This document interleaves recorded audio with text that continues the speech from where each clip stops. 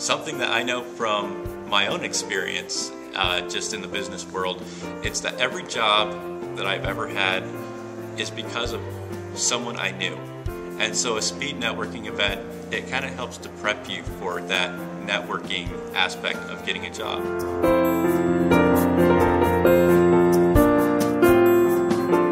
In general, though, I think it's great for students to get that personal interaction with people and really practice it with people who may not have the same interests as you or may not have the same career background, but still be able to find relatable topics and carry on a conversation, and then have them walking away knowing what you're passionate about and what your interests are, because you never know where that will lead. It was a good experience in that just talking to people and seeing, especially with the alumni, seeing like what were their next steps after graduating, even just hearing their stories and using that as a platform, or even just as a point of reference for understanding maybe how my path could work out, or the turns it could take, and that kind of thing was just really helpful to hear.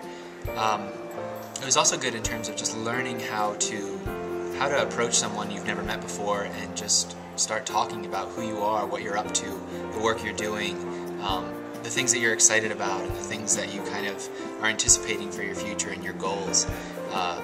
So just learning to really get a hold of what those are for yourself and how to articulate them. It was just a really valuable experience in terms of learning to do that.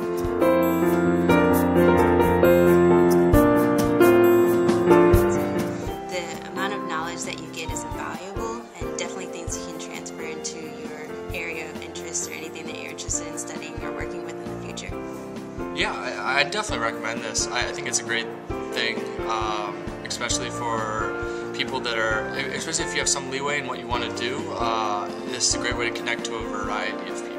Maybe not so much of a focus area, but if you're coming in with an open mind and willing to meet people, I think it's a great thing.